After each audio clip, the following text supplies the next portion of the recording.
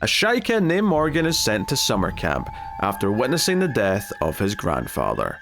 He struggles to fit in, but there's something weirder going on. This one definitely has some surprises, so join us as we discuss Marshmallow.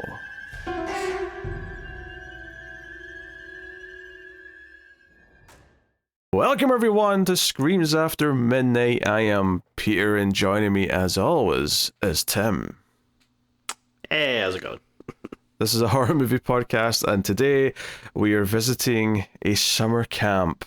Not Crystal Lake, sadly, but we are going to a summer camp for today's movie, which was a vote winner on Patreon. Some deeper cuts from 2020. If I can speak, from 2025 were up for vote, and the winner was Marshmallow. Honestly, I didn't really know what to expect from any of the movies. I went digging for more 2025 movies that we hadn't done and was finding just some weirder stuff. I think this beat Strange Harvest and a film called Dark Nuns, which may have had the silliest title of the bunch, but Marshmallow was the winner. So we all start spoiler free, of course, as we always do. We'll give you a warning before we go into spoilers, and of course, if you're enjoying the show on YouTube, hit the like button, helps out a bunch, and you can support the show and get bonus stuff over at Patreon or via YouTube membership, but I'll tell you more about that at the end of the episode. So the premise of Marshmallow is simply that a young boy is sent to summer camp. His name is Morgan, and he gets really scared, has nightmares, and something weird might be going on. And that is all I will say, because there's stuff to spoil in this movie. It definitely goes places with things, but that is the basic gist of it. Tim, had you heard of this movie before I told you had to watch it? Vaguely, I did have it on my to-watch list on Shudder. Not because I necessarily heard anything about it, but you know, every now and again I'll randomly just go to, you know, any of my streaming services, but yeah, just see like, all right, what are new and what looks like potentially something that I could watch. So I had added it at some point, but yeah, other than I guess just knowing like the title and the poster image or whatever, I didn't really know much else. Yeah, I had never heard of it until I went digging for movies, and it popped up along with a few others that I put in the vote, and yeah, didn't know what to expect going in, to be honest. I kind of went in cold. I knew it was a summer camp thing just from my little bit of research, but beyond that, it was pretty, you know, could have been anything. So, you know, we're about to find out, I guess, how we felt about it and dive in, but yes, fairly cold read on this one going in. So, Tim, what did you think of Marshmallow? So, like I said, I had this on my queue, and I would say if I wasn't watching this for the show, I probably would have shut it off about 6-7 minutes in. Yeah, I thought this was god awful. I didn't find it compelling at all. I think the main kid's a little wiener, and I didn't care. I didn't care for him. I was glad he got bullied. Because Jesus. I don't know. I thought he was annoying, but I guess to be fair, I thought all the characters were either dumb or tropey, or just I wasn't really buying what they were selling. I think when they kind of get into, let's say, I don't know, the urban legendy aspect of it, I thought that was pretty lame and dull, and I guess the look of the villain or whatever, I guess, was kind of interesting, but then a lot of the times when they're in action, I just thought it was pretty dull. Now, if I'm going to give it a little bit of credit, I will say they do something towards the end that I'm like, okay, I guess this is a little bit more interesting than the rest of the movie so far. Let's see where they're going with it. And then I didn't really like where they went with it. But you know what the thing that really, really pisses me off, though, is I will say the best part of the movie by far is like the last 1 minute of it. like the last minute of it, I think sets up something that's actually pretty interesting. But then it made me like go, what the hell?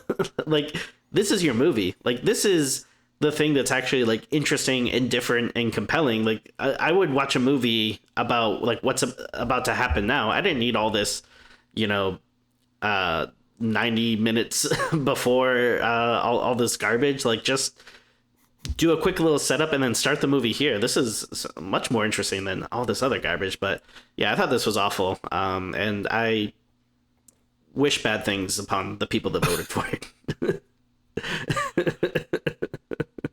Okay, I mean, what's striking me here is the strength of which you're coming into this with these opinions, because I didn't like it. Let me make that clear. I did not particularly enjoy this.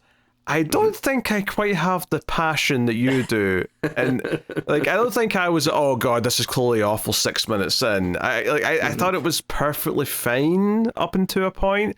I do have some like critiques that are kind of like slow burns throughout the movie. I have some critiques of certain moments. What's funny, Tim, is one particular thing you said there, which is about the final minute. I hated the final minute, and I will tell you that it's not so much that I don't see your point of like, oh, that could be an interesting movie, what they kind of set up suddenly at the end. The problem I have is that nothing in the movie actually leads to that setup. It's out of nowhere. Right. Nothing actually like it's just like a shock. Hey, we're doing something different in the last 60 seconds just for the cut to black. That's it. Nothing justifies it. Nothing teases it, and it doesn't feel like it's connected to the rest of the movie. It feels so cheap and out of nowhere that I hated that last minute. I mean, I don't disagree with that. Like, I like, I guess, the idea of it, not in the context of this movie, but in the context of like, oh yeah, you should have just made a completely different movie and basically like, you know, started with this as a premise instead of like the entire rest of the movie the way you did. But I mean, I agree. It's like, just, it feels like it's not there for any reason other than like to be shocking or whatever. Yeah, we want like a, not cliffhanger, but like a, I don't know, like a final, like, da-dun, you know, before the credits kind of thing. I'll tell you right now, Marshmallow 2 ain't happening. Not on my watch. I don't know, the budget's low enough, it might actually get a second one just because, hey, it only costs the price of a couple of pizzas.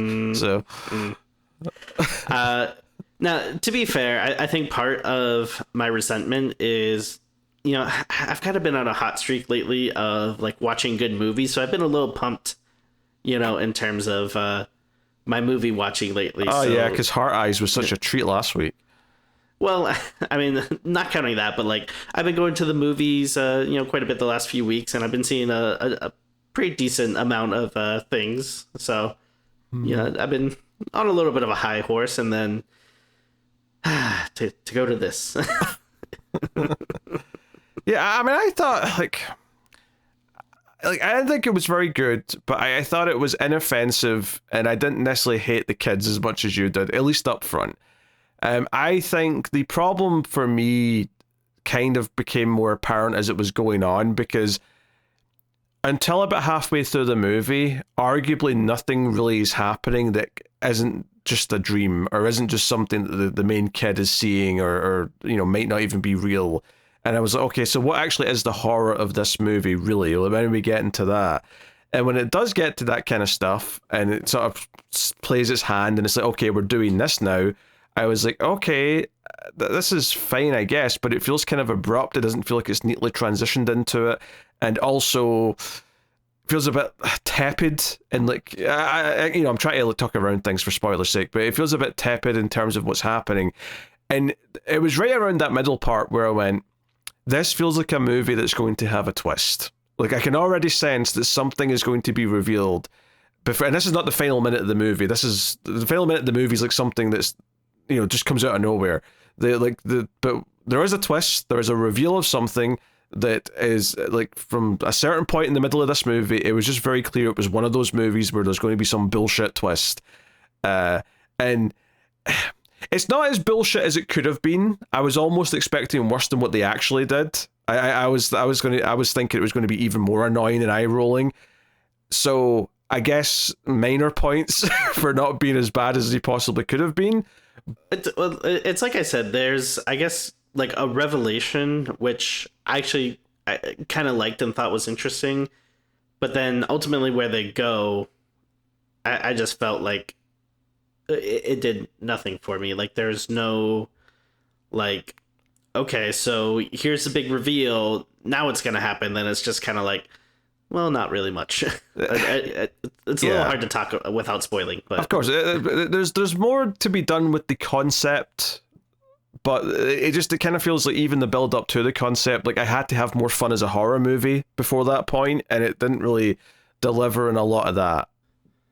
Yeah, I think that's the thing for me, is that there's just no fun. And then I don't know, I found it to be kind of a weird tone, because it felt very self-serious for a lot of the time. But then also, there'd be parts where, like, especially once they get to the camp and, like, he meets his kind of friend group and they start palling around, it feels like they're trying to do, the Stranger Things kind of thing, where it's like, oh, like, let's get some kids together and, they'll have like some fun banter, or kind of, tease each other a little bit or whatever. But I don't know, it just never really felt like, I don't know, genuine or authentic, or even like, I don't know, when they're supposedly kids trying to have fun or something, like it still felt like it didn't really have the right tone for it. Like, sure, it just kind of bothered me. Anyone who watches like season 1 of Stranger Things and thinks the kids' acting's bad or unnatural, watch this and you'll see what unnatural kids actually looks like for the most part. Which is not to say that I think they're all terrible actors necessarily. It's just more just the writing and like what they've been told to say to each other and stuff like that. A couple of weird names as well, because he's kind of got like a little love interest. And I swear, it wasn't until after I finished the movie that I actually looked at IMDb to find what her name was, because every time they said it, it just didn't register. What the hell did you say? Her name's Pillar, apparently. Pillar or Pilar, maybe. But I was like, yeah, no wonder that didn't register, because it's not a real goddamn name. Yeah, once you have kids and they start going to school, like, you definitely do meet, some kids with like interesting names. But yeah, I can't say I've ever run across a Pillar. I used to imagine Tim, at the play school being like, and your name is what? John? That's such a weird name. Well, I think what's funny now is a lot of the names that seem more commonplace when we were growing up, I think are kind of like out of fashion. Like, yeah, I don't think you see as much Johns and stuff in it anymore, but you'll see a lot more like, I don't know, like mastodons or something. I don't know. To be fair, like, I don't think anyone in my school was called John. I think it was like a name that adults had when I was a kid, not so much kids my age. We had a pretty decent amount of them, Johns, and then I think maybe it's just like it's not so much a Rhode Island thing, but when I started going up to like Boston more, it was just full of Seans, just Seans as far as the eye can see. Lots of Seans, lots of Jamesies, lots of Kevins. Oh yeah. When I was a kid, some Michaels. Funny enough, no Tims where I'm from. I think that's more of an American name. I could be wrong, but yeah, it wasn't one that was like overdone a lot. Like there usually would be like maybe like one other one, like in my grade or something. Yeah, it could also just be complete happenstance that there just happened to be none at my school in my year, right? Rather than it being something that's necessarily rare. Like, but I've never met a Scottish Tim, I guess. Have I? I don't think I have. I know. It's weird though, because you watch so much like TV and movies and stuff. Like, you honestly, what names are more common in certain places? Like, like Tyler is like a name where I'm like, yeah, that's a very American name, right? I don't think I've ever met anyone like in the UK named Tyler, but like, but I don't know why that is. But anyway, regardless, so yeah, the director of this movie is Daniel DelPurgatorio, if I'm saying that correctly. And notably, his first directorial work was the animated Tales from the Black Freighter from 2009. The like thing they put on like the Watchmen DVD or whatever. Yeah, and then later did like the ultimate cut where they put it in interspliced throughout the movie. And then he did a bunch of shorts, a TV episode or two, and then Marshmallow's basically his first feature length. Well, I guess technically this other one that's straight to video might be feature length, but you know. So wait, I forget. Is this a bonus episode? Can we swear? Or it's no? not. It's not a bonus episode. No, this is okay. All right, so I won't drop some F-bombs. Right, did I completely miss something? But why the hell is it called Marshmallow? Like I know there's a thing with like the cocoa, but I don't think they single out like marshmallows, right?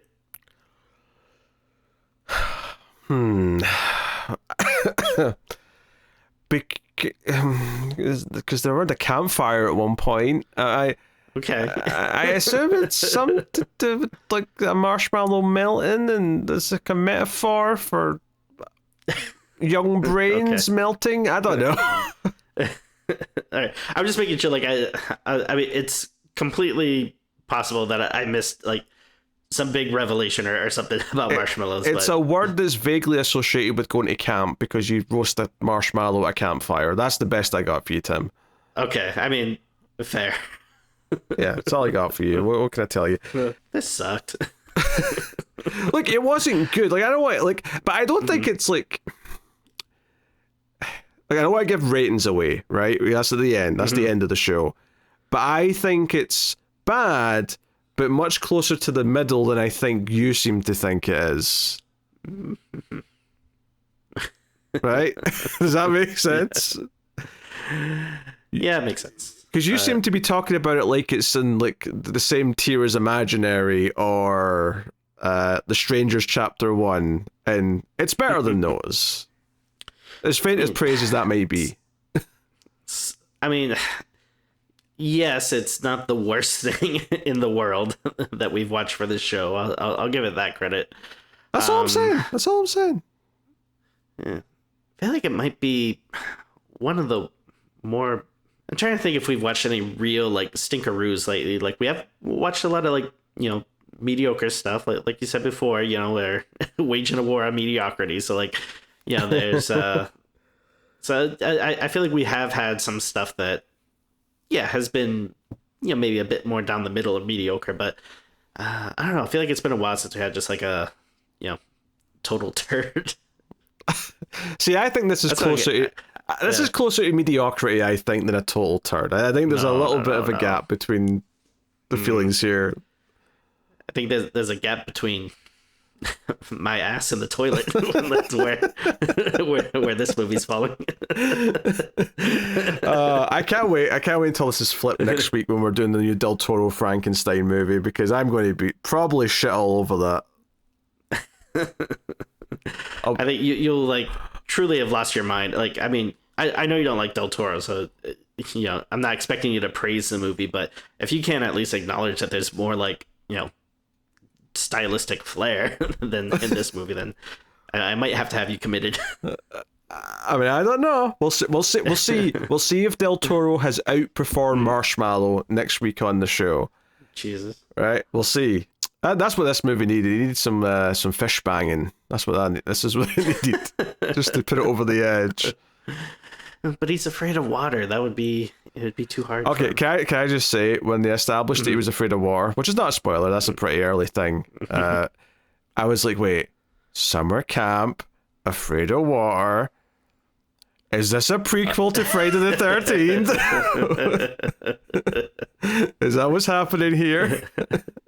This I mean, this could have been some sneaky marketing leading into the new you know, prequel Crystal Lake TV show we got coming up. No, I think you mean leading into the new Apple Orchard extended commercial.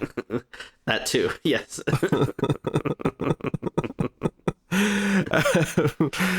It's lacking like focus in the first half, I think.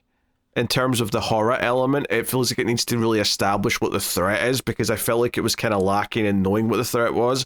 And then once it gets into that stuff, it feels like all of a sudden we just get thrust into this bigger idea that doesn't feel well set up. It doesn't feel like it paces itself in terms of building to a climax properly. It feels like it takes these leaps at a couple of different points in the movie.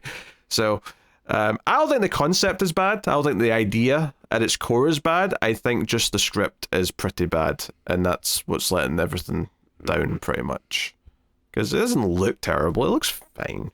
It's going for a certain... Didn't really do much for me. aesthetic. It looks fine, right? I think we have to get to spoilers. To talk about this. So, spoilers for Marshmallow. From this point on, you have been warned.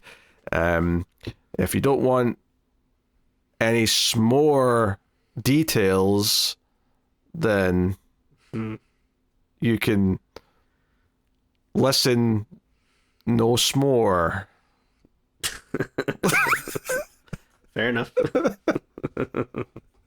That's the reaction you want to a joke, is fair enough.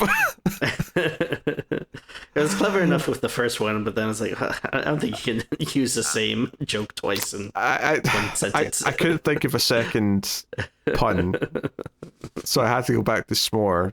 To be fair, there's not a lot to work with marshmallows, okay? You got like s'mores, and then what else? What else you do with a marshmallow? Rocky Road, maybe? You can make a Rocky Road reference. Yeah, sure. Alright, so the movie starts with a wet dream.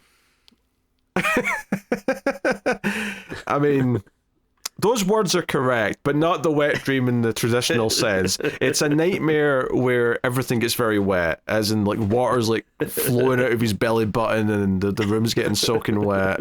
But yes, technically you could call that a wet dream, yes. Having said that, he's at the age where random wet dreams are maybe a lot more likely. That's true. He's at that age. Yeah, I'll admit I didn't hate this like opening. It is kind of weird enough that I was like, all right, so maybe there's something going on with this. So I'll give it credit for that. Okay, I'm amazed that you're like, the first 3 minutes, not bad. By minute 6, I want to turn this off, but I can't because we're doing it for the show. It was a quick decline. Then there's a very odd scene which did feel a little bit contrived to me, that he gets so much like advice from his grandfather about, you should go to this summer camp, don't feel bad about it, you can flirt with girls, you can do this. Also, here's a pocket knife my grandfather gave to me when I went to summer camp for the first time.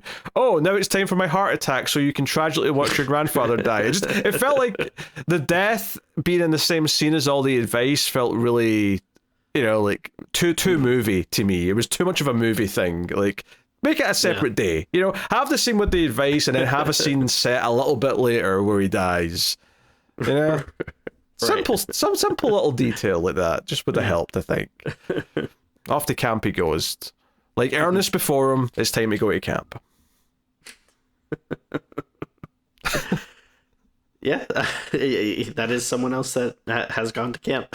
For those of you who are not familiar with the works of Ernest P. Worrell, right, and Vern, who listens to everything he says, you should check out the films starring Ernest. Is that which season of the Collector's Cut did you do the Ernest movies? Oh god, that would be such a funny season. There was like 9 of them as well. It was like a silly number of them. Just wait till you get to the one where he saves Africa. I don't think I saw that one. I think that was one of the last ones. I don't think I ever got that. I think I just aged out of them by the time he was saving Africa.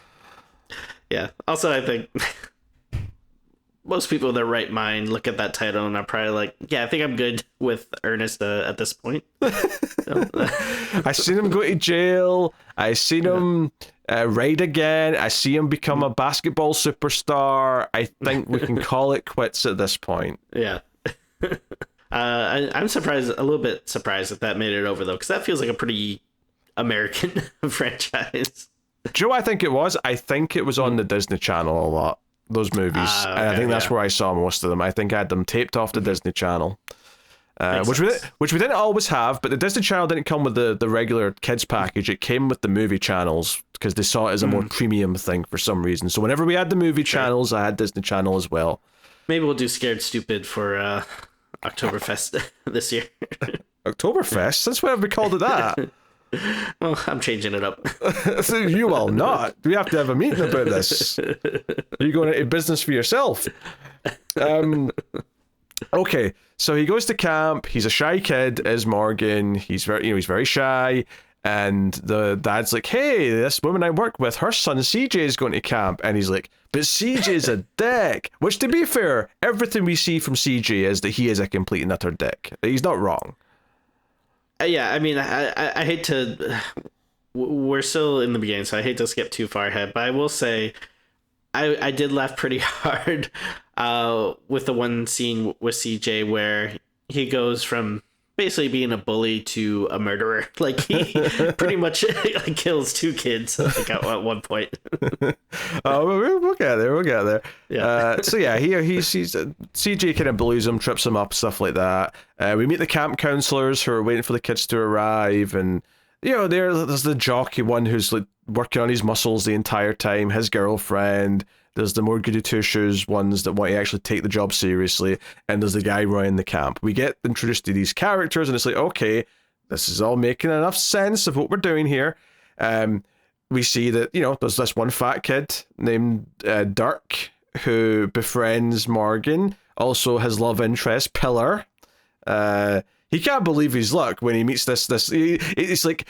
His grandfather told him he'd get to flirt, and he's like, oh no, I'm too shy for that. And literally on day one, this Asian girl comes up to him, and he's like, oh my god, my waifu, yes, like everything's set in life now. The path has been paved in front of me. I just have to woo her with my charm and my handsome looks, and it's life is hunky dory from this point on. Yes, his charm, which is basically like just not talking, and for some reason she's like, oh, like this is like the guy I want to get to know. Like, this is the intense guy. This is the serious man who thinks about what he's going to say first.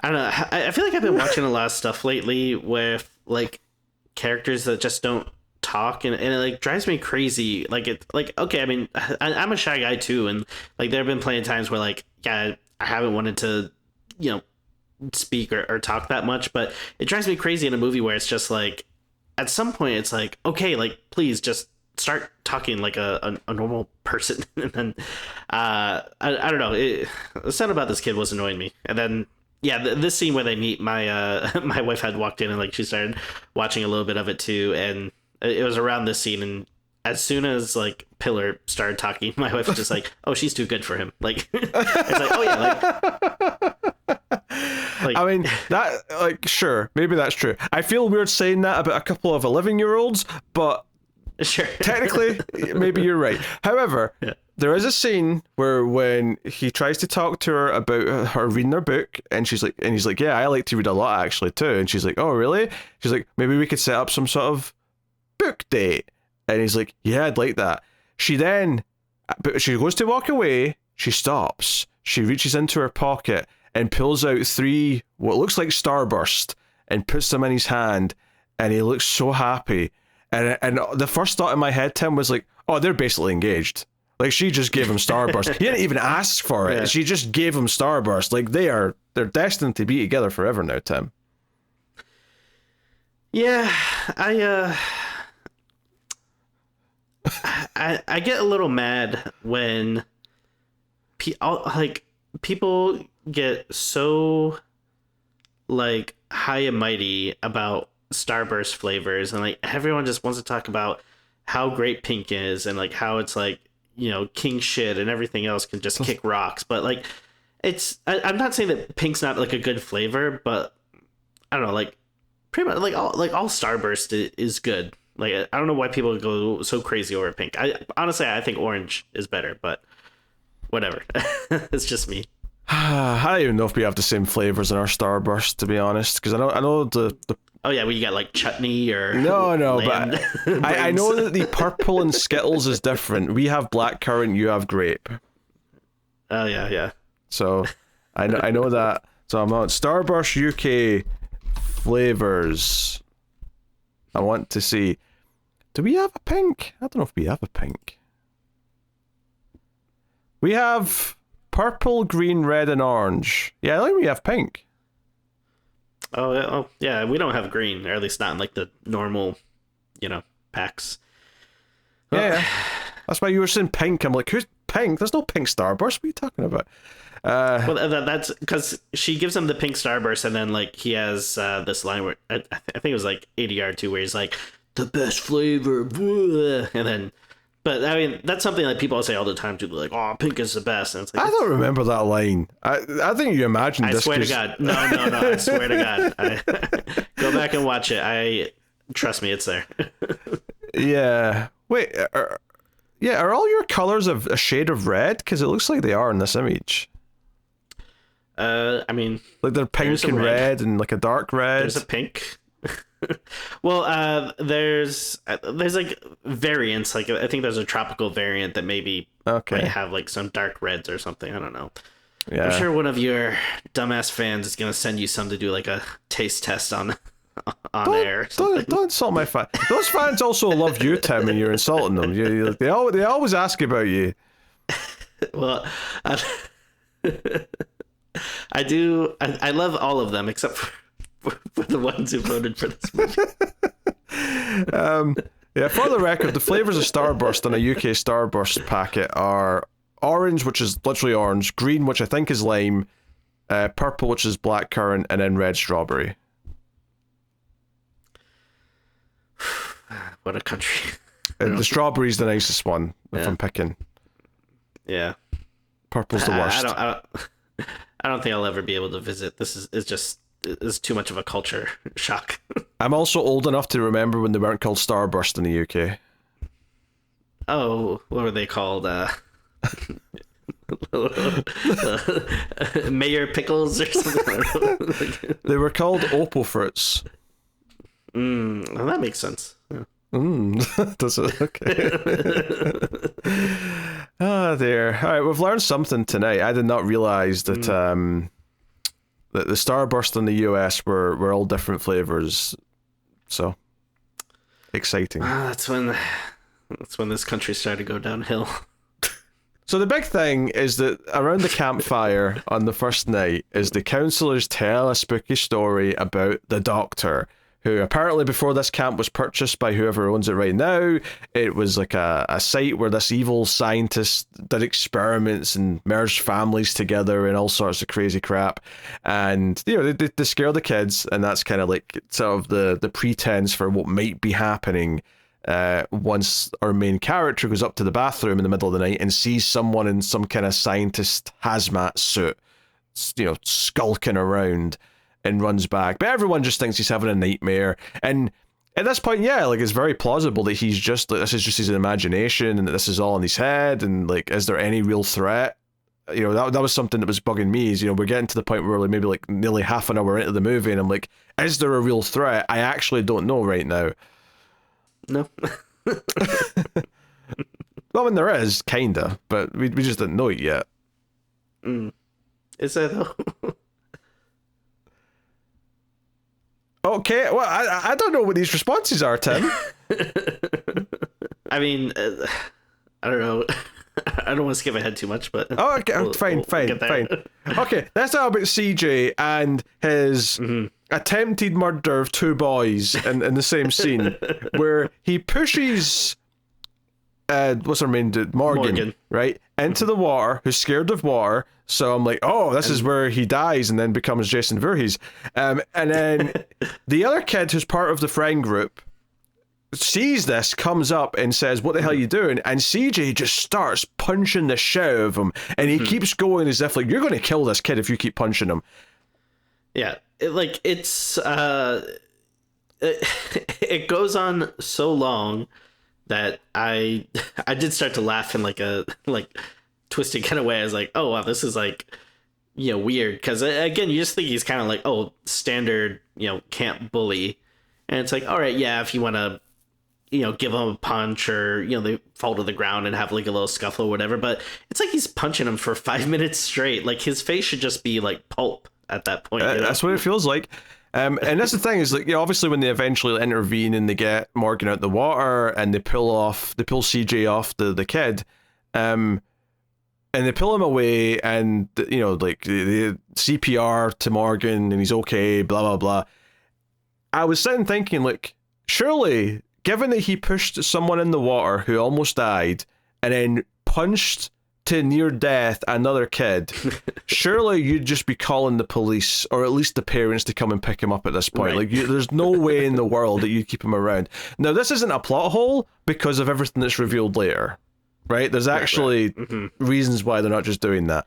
So it's like, okay, fine, I guess we'll roll with it. I forget. Did they ever give like a timeline of when this takes place?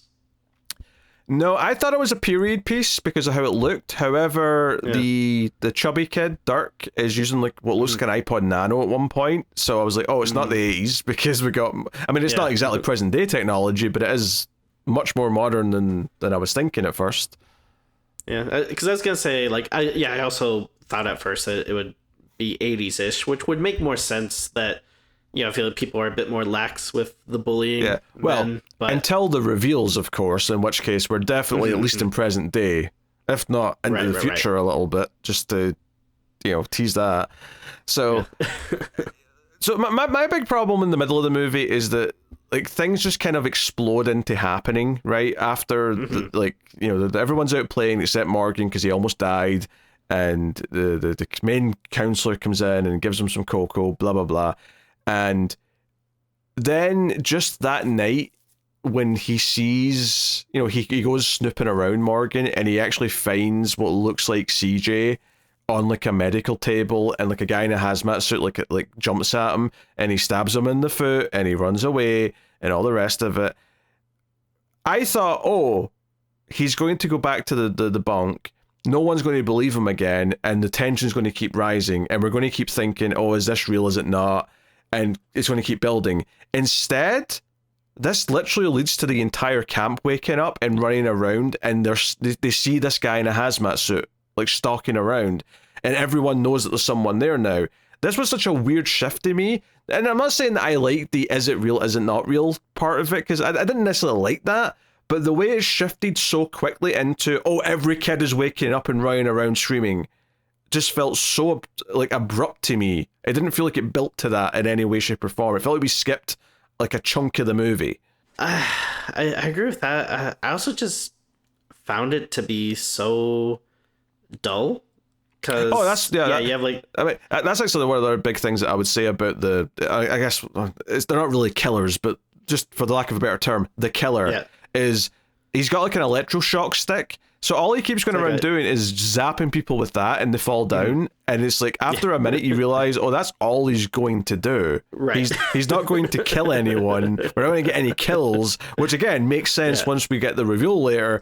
But it's like, oh, so this isn't like, it's not quite, what it is. So yeah, there you go. After the first minute, you just start to realize like, oh, is this all he's gonna do? And then it feels like. I mean, essentially, this is like a good chunk of the movie. Like, it's just them, like, I guess until, they kind of have the reveal or whatever. It's just them constantly running, like, from this guy who will just cattle prod you and then kind of keep walking along and just that over and over and over again. Yeah. Yeah, and obviously, like, as soon as we got the CJ body on the table opened up, it was like, oh, there is experiments going on here, and maybe the counselors are in on it. And sure enough, the reveal when it comes is that one of the counselors is the guy in the hazmat suit. Turns out there's two of them, and one of the girls is in the hazmat suit as well. And they're all doing this. They're all working to keep the kids at bay, and they're trying to find the last few kids, which is Morgan and his friends, and that leads to some chasing where the bulky counselor gets hit in the face with the canoe or whatever. And there's some fun stuff there. And eventually Morgan and Pillar get to like the office where they are able to find files. And he's like, wait, what does DOD mean? Like, it says date of birth, but it also says DOD. What does that mean in my file? And you're like, wait a minute. What is this reveal? And then you're like, oh, this whole drowning thing, this fear of drowning that he has, it's because he drowned. The reveal in this movie is that all of these kids are kids that died. And they are like weird clone, slightly like mechanical, well, not mechanical, but it's the way it's described by the one counselor that explains it to them. It makes it sound like they're pretty organic still, but there is like a computer element to them where they can be rebooted and like their memory can be wiped. And he explains that to them, but it's like, you're effectively copies of a kid who died, so your parents will still have the kid. And the way this whole camp thing works is that because you won't grow on your own naturally, we didn't, like, well, we've created these perfect duplicates, we can't make them grow. It means that every year you have to come to camp. And while you're at camp, we take you in the middle of the night and we, like, make you an inch taller so that you've grown for the year kind of thing. We make you a little bit bigger. And the thing with CJ, where he like almost killed 2 kids, it's like, oh, that was a bit of a glitch. We're trying to like iron him out. We're trying to like make sure he doesn't have this temper, so on and so on. And that's what the whole reveal is like, oh, we're dead. We've been dead the whole time, and we're here because of this experiment thing. And the counselors all know this. The counselors are all just trying to keep this like summer camp facade up so that no one knows that they're being taken and like tinkered with at night. Yeah, so like just taking that concept alone, I do think that is a fairly interesting idea.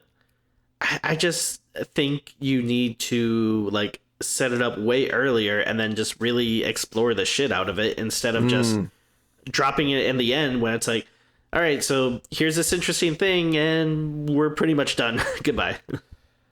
Yeah, well, I think so they actually do something that I think is interesting, is that the nice counselor who tells them everything, I think his name's Franklin, he says, hey, I'm going to give you a choice. Do you want to have your mind wiped? Or do you want to, like, remember this and know what you are? And it sort of, like, cuts to the next day, right? And the idea is that all the other kids don't remember the previous night. They've all been mind wiped. And Morgan clearly does, because when they see CJ, who's got an injury in his face from getting hit with the canoe, and he has to make an excuse, Morgan gives him this knowing look and goes, or was it some kind of boating accident? And it's like, oh, is it kind of interesting that one of the kids knows that he's like a replicant, or whatever you want to call him? Yeah, I think it was one of the counselors, right? Not CJ. Oh, you're right. Sorry, yeah. It's because, honestly, that counselor felt like CJ grown up, if I'm honest. Like, absolutely. Which is why I think I'm making that parallel. Yeah, you're right. Yeah, it's the counselor. It's the bulky, muscly counselor. It's him. And I'm like, okay, that's actually an interesting development here. So him and Pillar know what they are and everyone else doesn't, and that might bond them a bit more. Not that I was that invested in their romance or anything, but I could see that bonding right. them more because they both know it and they can share that with each other.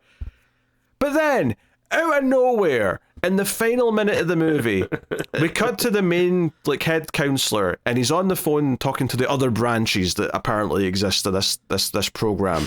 And they're like, by the way, we've had these anomalies at 27 different camps. And he's like, what? Where one of the kids has gotten violent. And then the big reveal at the end is that Pillar's standing there in front of him covered in blood, holding a knife, and we see that she's killed one of the female counselors. And the movie ends with Pillar screaming and lunging towards him with the knife. And I'm like, I get that CJ did kind of try to kill someone earlier, but it really was so specific to just him that this idea that one of our main kids, who was the likable kid, would just turn into a psychopath. It's not like the tease that she got angry, in the back half of the movie where her temper's getting a little bit, where you can see signs of her starting to get a little bit more extreme, a little bit more temperamental, whatever. No. She was perfectly normal right up until this final scene where all of a sudden she looks like she's, wants to be the new Jason Voorhees, basically. She's covered in blood and she's ready to kill. And it cuts to black, and I audibly groaned because I'm like, you just wanted a little shock ending to tack on at the end, and nothing about the rest of the movie felt like it was building up to this.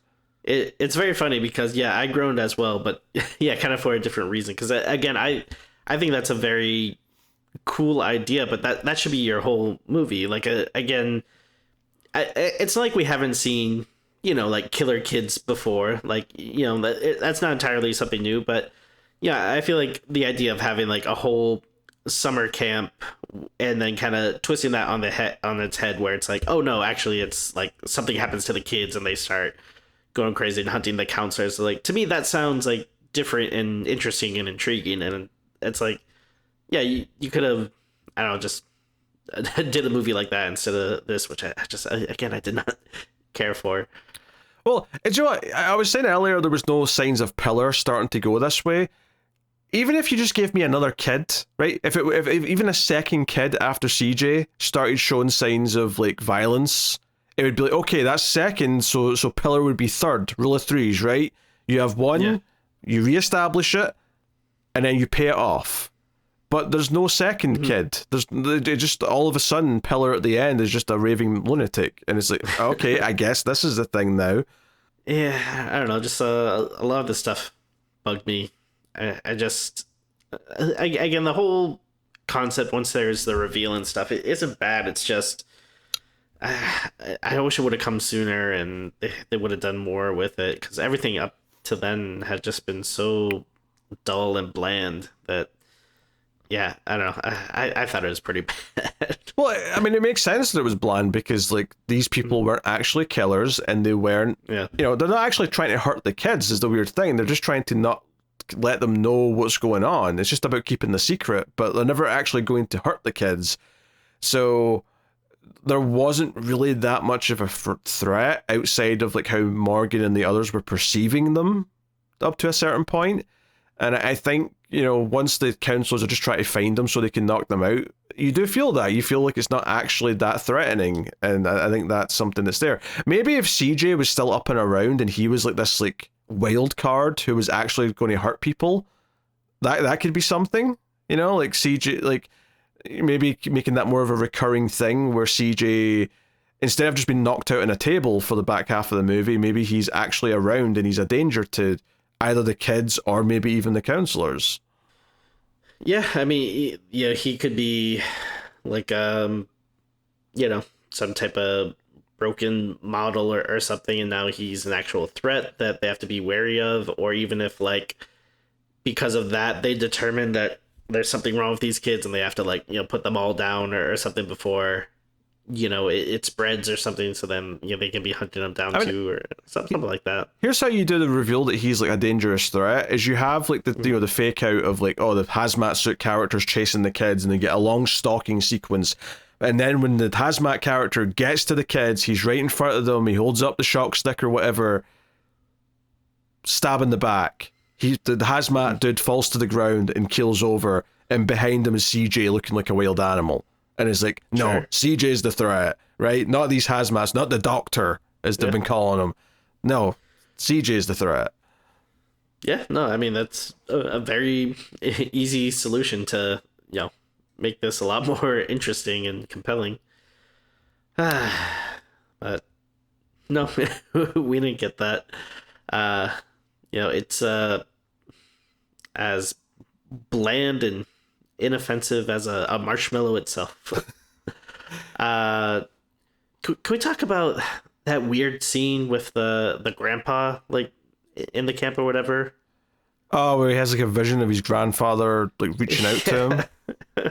But like the grandfather, who we established in the beginning, seems to be kind of like, you know, his cheerleader, like the one that's on his side and that he can relate to and that gives him advice and stuff. But then all of a sudden, like, you know, when he has the vision or dream or whatever about him, like, like I don't understand why the grandpa like is trying to act all like creepy and villainous and stuff. Like, I don't know, it seemed weird. Yeah, I don't know. The impression I was getting is the grandfather was there when he drowned, and like it was maybe his fault that he drowned or something. Well, no, they said he like was swimming and got tangled in the vacuum cord, and I think the grandpa was the one who tried to like save him. But then, I mean, I feel like it was something along the lines of like, oh, like the grandfather's dead, so now it's like two dead spirits, like, you know, the grandfather and the son, like are kind of communicating somehow. But again, like he's not like an angelic presence or something. He's acting like a monster for some reason. And I guess you can just chalk it up to being like yeah, like a bad dream or something. But I don't know, I just found it strange. I mean, Morgan is a scaredy cat. He's scared of everything. So he's just, he sucks. yeah, he's just taking everything and twisting it into the most like scary version he can think of. Yeah, I mean, some of the chasing about stuff is not particularly good. The only time it really does anything to perk us up is maybe when the dude bro gets hit with the canoe, and later on when he charges into the door and Dirk just opens it at the last second, so he goes flying into the table. I know, that's about it. There's not a whole lot of memorable sequencing in there. There's not like, oh, there's a cool thing where they have to go through this part of the camp, or they have to sneak past the guys in the water or whatever, or anything like that. There's no memorable set pieces. Yeah, I mean, that's why I'm being like a little harsh, because even if like the movie was still stupid or bad or had a bad script, like at least if there was, some interesting kills or like a body count or some cool gore or like some weird, like, I mean, I guess I have like the weird like water dream where like the water's coming out of his belly, but I don't know if there's more stuff like that was at least something that was grabbing my attention and keeping me more interested throughout, like fine. But yeah, just everything about this up until the reveal I just found to be so like bland and boring. And then even when they're trying to do like camp stuff and have like new characters interacting and having fun kid stuff, like I never felt like the characters were that engaging or stimulating or anything. So I don't know. Just don't really have anything very nice to say about it. Yeah, I didn't hate the characters though. I think it's the difference here. I didn't like them that much, but like I didn't hate them. Like I wasn't, oh my god, these are the worst characters ever. Like we've seen worse characters in things. Sure, but I don't know. There's something about it being so like just boring that like I don't know. I almost wish that they were like worse, so that at least that'd be something to grab onto. That's like, oh, like this one kid's dialogue is so bad, or he's overacting so much that at least I'm laughing at in that way or having a good time. But when it's something like this where it's just like I don't know, just so like just I don't have much more to say than like dull and bland and that sort of thing. It just it's almost worse, I guess, than at least if it was like really cheesy or over the top. That'd be something to latch onto. I mean, once we're done talking about it, I'm probably not going to remember this movie for the rest of my life. So it's not like something that I'm going to hold a grudge for. I'm just mad that we have to talk about it right now. Sure. Yeah, you'll remember for the rest of your life, all 18 days of it. Oh, if I said too much. So please don't get my hopes up. Yeah, I mean, I guess that's it. I don't really have much more to add, really. Well, let me ask you this, because this just popped in my head. Wouldn't it be kind of cool if there's like a Resident Evil game that took place on a camp? I don't think you could do the whole thing on a camp, but like, is this because like there's a secret section. lab where they're working on kids underneath the camp? Is that what made you think of this? I don't know. I think I literally just Resident Evil just popped into my head, and I was like, you know what? I don't think they've ever really done like a camp, like in any of the games. Huh? Like, not that I can think of.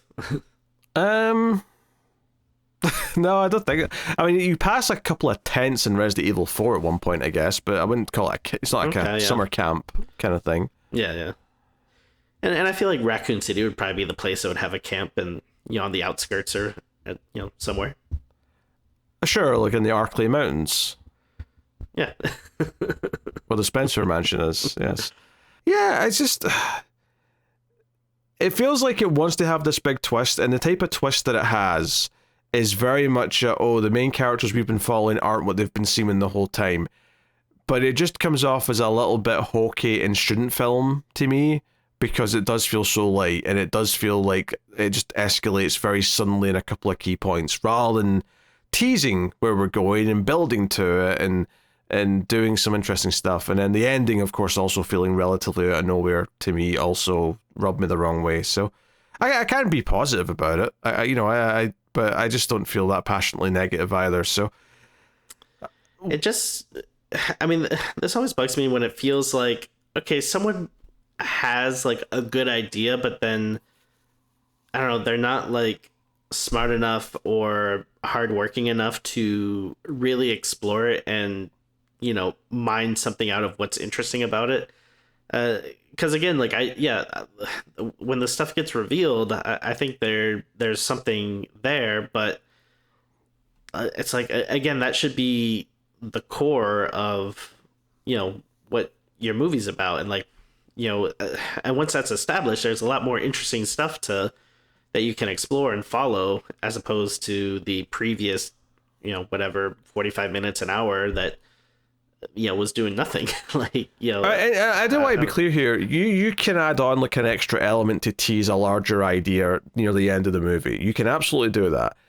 The thing is, though, is that movies that successfully do that, everything they were doing before that point was working on its own first, where, it still works as a suspenseful movie, but it feels like it's doing something and has something to say before it gets to here's the bigger, crazier idea we're going to put in right at the end to make your brains go firing before we cut to black, I'm trying to think, like, what are the biggest movies that end on a cliffhanger that, like, never get resolved? Like, the first thing that comes to my mind, which it's probably the same thing you're thinking of, is the Super Mario Brothers movie.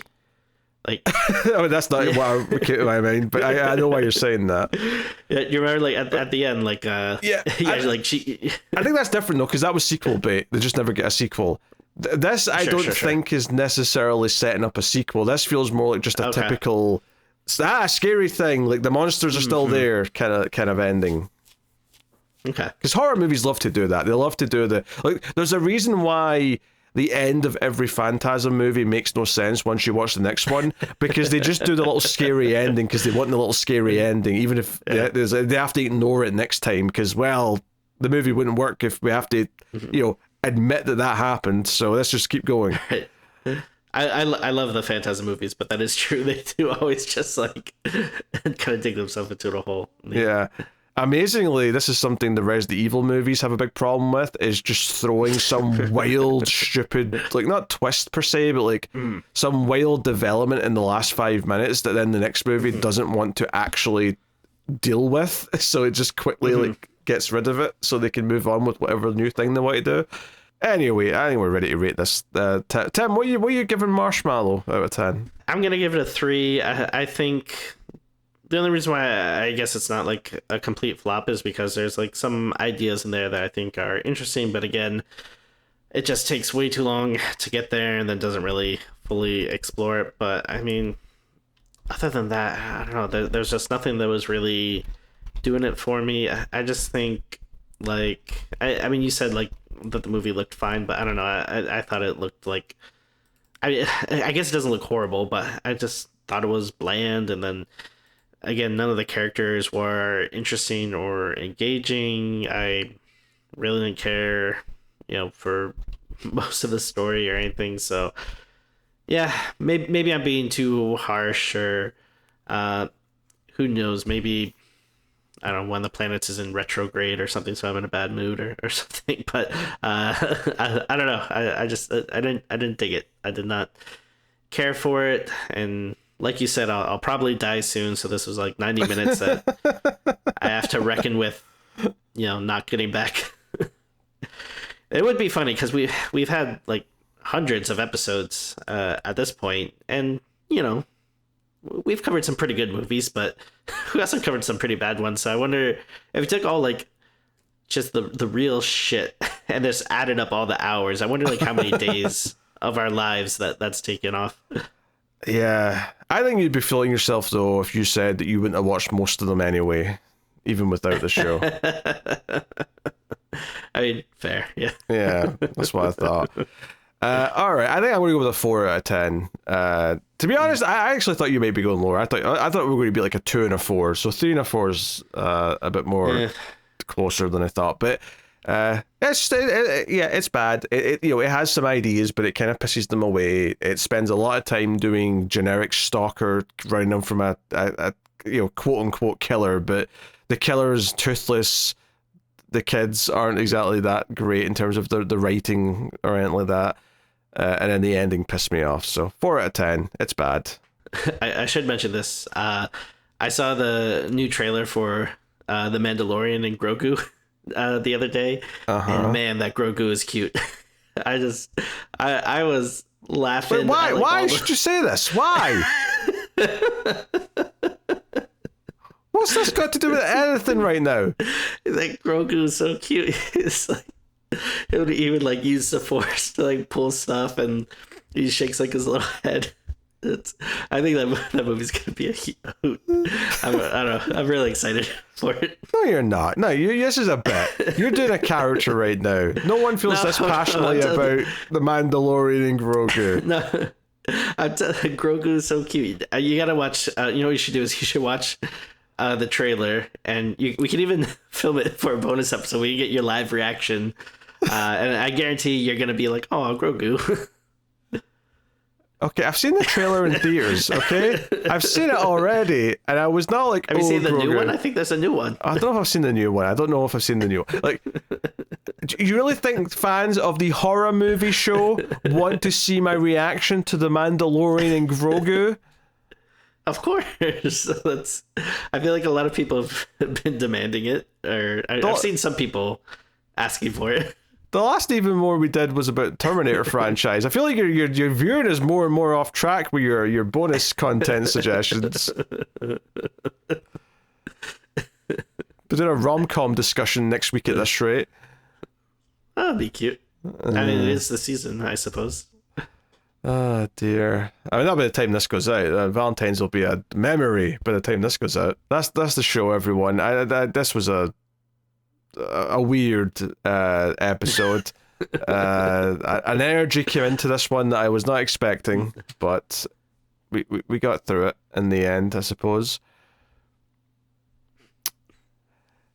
Let us know what you thought of the movie in the comments. You can like, subscribe, all that stuff helps out a bunch. And of course, you can support us over at patreon.com/MailFuzzTV and get access to the bonus episodes, which we try and do each month.